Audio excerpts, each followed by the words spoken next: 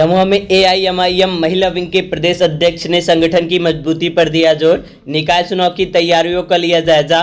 सुल्तानपुर जनपद के लम्हा विधानसभा में संगठन को मजबूती प्रदान करने के लिए एआईएमआईएम महिला विंग की प्रदेश अध्यक्ष एडवोकेट नजमा फातिमा ने पत्रकार वार्ता के दौरान कहा कि पार्टी संगठन को मजबूत करने का कार्य कर रही है। हम आधी आबादी है, इसलिए महिलाओं के संगठन पर विशेष जोर दिया जा रहा है। भाजपा व कांग्रेस चुनाव में ज्यादा से ज्यादा तादाद में महिलाओं को टिकट देने की घोषणा करने के बाद भी उनके साथ धोखा करती है, जबकि हमारी पार्टी में पहले से ही हमारे राष्ट्रीय अध्यक्ष ओवैसी ने ज्यादा से ज्यादा महिलाओं को टिकट देने की बात कही है।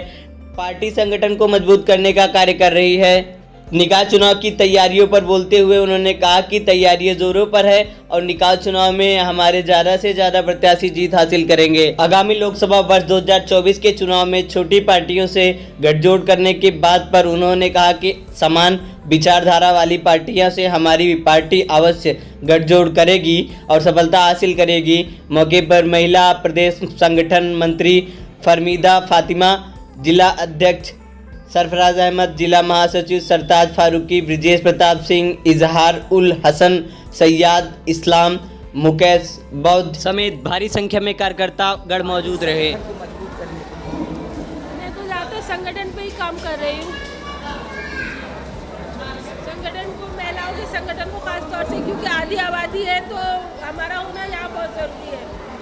महिलाओं को लेकर आपकी पार्टी कितना जागरूक है कि महिलाओं को क्या आरक्षण दिया जाए? जैसे बसपा है, सपा है, भाजपा है, हर ने कांग्रेस ने 40% की बात की महिलाओं को भागीदारी सियासत में, और बसपा ने 35% आरक्षण दिया। क्या आपकी पार्टी की हमने ये प्रपोजल ओवैसी साहब को दिया हुआ है, लेकिन कुछ आरक्षण का ऑलरेडी यहाँ पे मसला फंसा हुआ है ना, फाइनल नहीं हुआ है, तो उस वजह से चीज़ें फाइनल नहीं हो पा रही। लेकिन हाँ, बड़ी तादाद में महिलाओं को टिकट देगी पार्टी।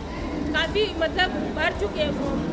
इतनी सियासत में महिलाओं की बात होती है भागीदारी को लेकर, लेकिन राजनीति में अपना क्योंकि ये जो समाज है ये पुरुष प्रधान समाज है। ये मैं नॉर्मल बात बोल रही हूँ, किसी पार्टी से रिलेटेड नहीं। क्योंकि भारतीय जनता पार्टी खुद 33% आरक्षण कहते कहते आई सत्ता के अंदर, लेकिन अब उन्होंने उसको डंडे बस्ते में डाल दिया।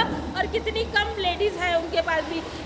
कांग्रेस भी लगातार महिला करती गई, लेकिन उनके पास आरक्षण देने के बाद भी कैंडिडेट नहीं थे उतारने के लिए। पूरे कैंडिडेट नहीं उतार पाई वो, जितने परसेंट उन्होंने बोले थे विधानसभा।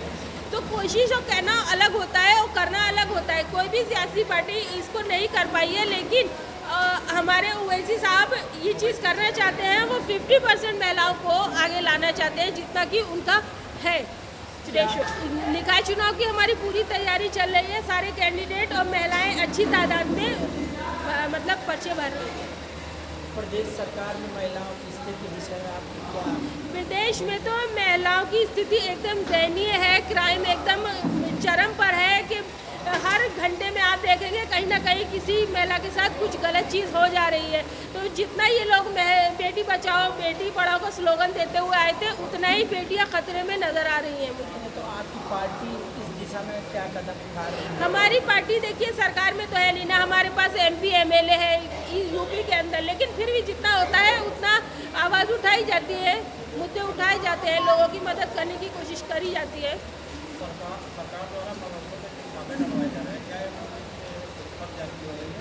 जी, हमारे राष्ट्रीय अध्यक्ष आदरणीय बैरिस्टर असदुद्दीन ओवैसी साहब ने तो इस पर बोला ही है कि इस ज्यादती थोड़ी ये प्लान तरीके से हो रहा है कि मुस्लिम किसी तरीके से एजुकेशन ना पा सके, जाहिल हो जाए। क्योंकि जाहिल आदमी को बेवकूफ़ बनाना ज़रूरी होता है। पढ़ा लिखा होगा तो सवाल पूछेगा, सवाल तो सरकार से ही पूछेगा ना।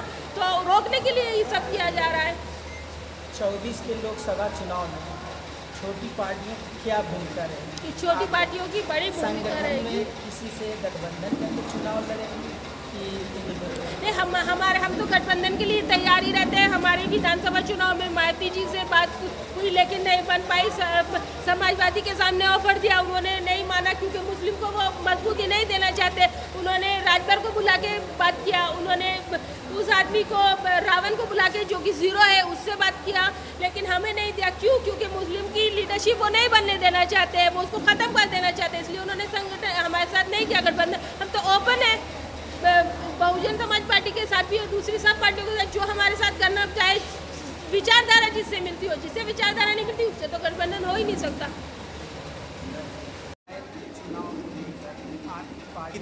अभी तक जो भी घोषणाएं हुई हैं, जितने भी दल हैं हमसे कोसों पीछे हैं, ये आप भी जान रहे हैं।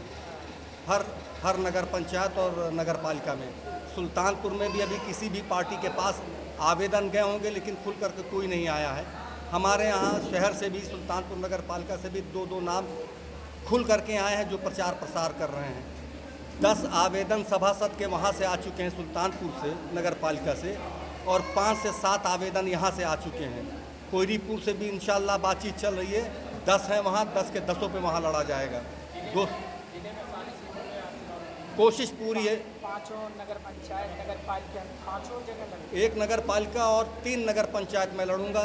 चौथी कादीपुर वाली, उसमें जो है मेरे पास कैंडिडेट नहीं है। कहने में कोई अतिशयोक्ति नहीं है मुझे। अगर कैंडिडेट आता है, प्रयास जारी है, तो बिल्कुल उसको भी लड़ाया जाएगा। हमेशा अन्य दल आरोप लगाते हैं कि आपकी पार्टी जो है भाजपा द्वारा प्रायोजित पार्टी। दरअसल मेन बात यह है, मैं समझ गया। दरअसल मेन बात यह है कि हर पार्टियां जो सो कॉल्ड सेकुलर पार्टियां हैं, उनको सिर्फ वोट और वोट मुसलमानों का चाहिए। और मेरी पार्टी का दमदारी से लड़ना और मेरे जैसा जिला अध्यक्ष होना सुल्तानपुर में, उनको लगता है कि ये वोट चले जाएंगे, जबकि हकीकत ये है कि समाजवादी पार्टी का जो बेस वोट है, कैडर वोट है, यादव जिसको कहा जाता है, मैं उसके पास वोट के लिए जाता तो हूँ, लेकिन वो वोट मुझको देता ही नहीं। मेरा ही वोट पाटता है, मेरी ही बिरादरी का वोट लेते हैं।